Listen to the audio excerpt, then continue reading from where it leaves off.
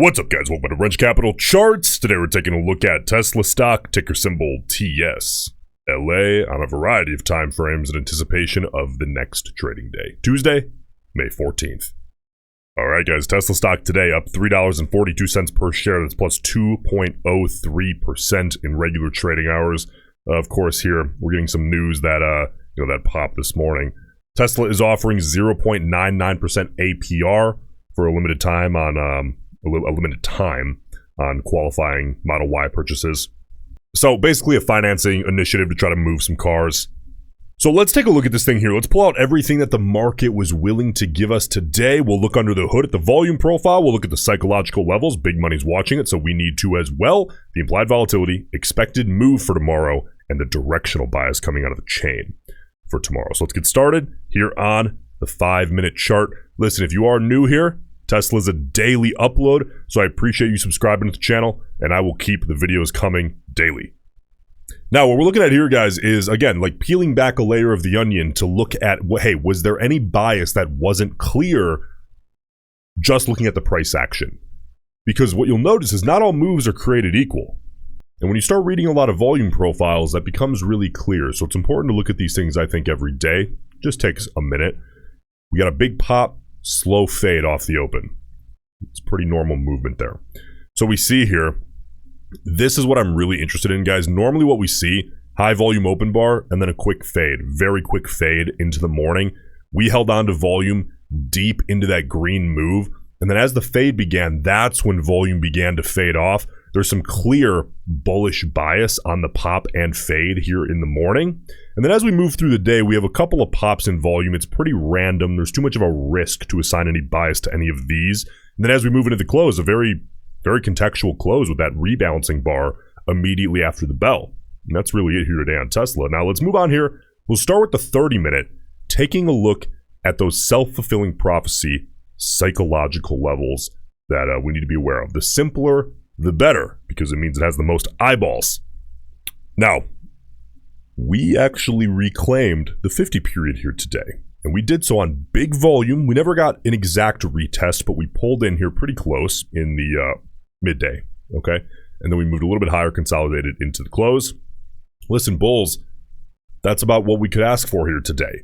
Now, looking ahead to tomorrow, if you're a bull, any retest of that white line, that 50 period moving average here on the 30-minute, we're going to want to see that hold as support on a big volume bounce. I don't really care what volume it tests it on since we're already above it, as long as we rips upside away on a bounce on higher volume.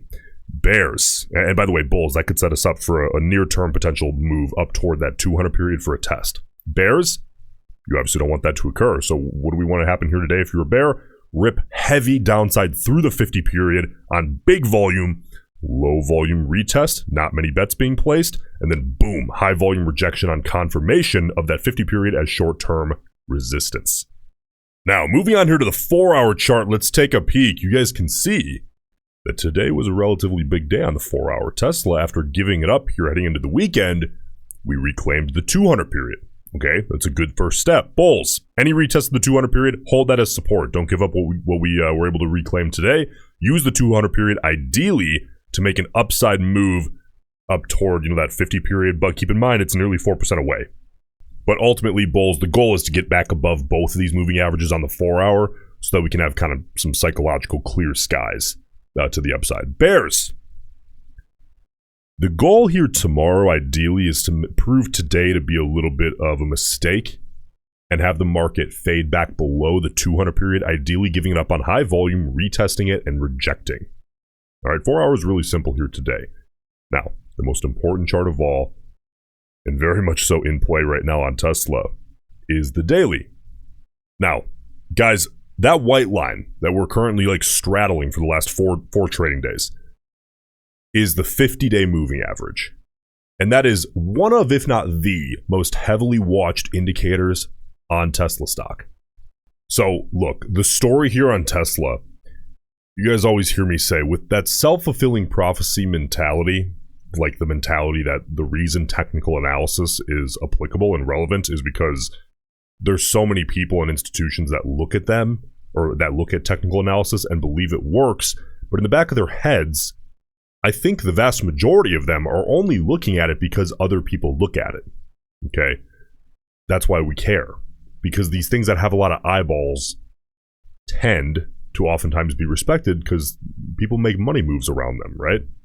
If that wasn't the case, I wouldn't look at these. But it's very much so the case, so we have to pay attention. Bears. Well, here, look at it this way. We are straddling that level so much. Guys, neither side on the daily chart right now has an upper hand. This is so up in the air that it's time to make a decision. Bears, it's time to reject downside on big volume below the 50-day. Bulls, it's time to get a reclaim. The attempts so far have been so weak. It's time to use that 50-day as kind of a trampoline, as kind of a floor to make a jump up, ideally on as much volume as possible. These don't have to be tremendous moves, but it's time to put some separation between the stock price and the 50-day. Okay? Now, implied volatility, especially important if you're trading options. It is up a little bit here today, but still, compared to the last 3 months, incredibly low. The Vega values in contracts right now are going to be low in this particular time frame.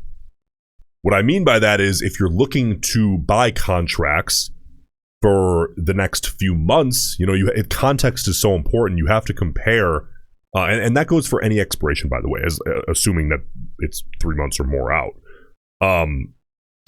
You have to compare the IV to itself only. You can't compare IV to other tickers, right? It only makes any sense when you compare it to itself, and you have to compare it to your intended trade time frame.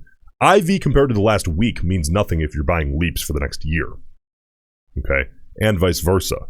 You have to be relevant and contextual in the way you look at these things. But compared to the last 3 months, which is what we look at it, the time frame I like to look at it here on this channel, it's quite low. Now, the expected move on Tesla. Again, we don't have the luxury of daily expirations, but let's take a look here. The next expiration we have, of course, is Friday, May 17th. And the expected move by Friday's close compared to today's close is plus or minus $7.40 per share. Here's what we can do. We can divide that by 4 trading days, Tuesday, Wednesday, Thursday, Friday. And this is to get tomorrow's expectation, right? At least with a little bit of guesswork to the best of our ability, because we have to. There's no daily expirations, right? But we have to add back 50%. That first calculation of just dividing by 4 assumes all red days are all green days. So in this market, I'm adding back 50% to make up for that. That seems to be getting us the closest, the most consistently, at least right now. That gives us an expected move by tomorrow's close of plus or minus $2.78 per share. That is the volatility expectation, guys. That by design, by itself, on purpose, does not include directional bias. Okay? But we can still get directional bias. However, the volatility expectation is very important to understand, especially if you're trading options, because that quite literally helps you make or lose money. And you have to be, ideally, you want to be correct in terms of your volatility expectation along with the directional bias. With options, it's not like I'm just going to go long or go short. It's not that simple, yet so many people look at it as if it is that simple. There's also other things to consider, like time decay, volatility, Vega pump, and Vega crush. There are multiple things that go into pricing an option, not just whether the stock goes up or down. Okay, don't find yourself in the position where you get crushed by IV, for example, yet you were correct directionally, and now you're wondering what the heck's going on. So many people end up in that position, and is so avoidable just by understanding the Greeks. Now, the directional bias, if we look here at the volume, this is the way that I like to pull this. I've been tracking this daily on all these stocks that I cover for years. We had about 1.22-ish million total contracts traded here today, 693,000 calls, 526,000 puts, a little bit of a call side bias there on the overall. And if we break that down by time frame, the short-term speculators, right, as we head into tomorrow, that's the 0 to 20 delta range. We have 301,000 calls and 164,000 puts. Bullish bias out of the short-term speculators today as well. If you're getting value out of these daily Tesla uploads, please leave a like on the video. That's all I ask. And then get out of here and enjoy your day. I greatly appreciate it, and I'll see you in the next one.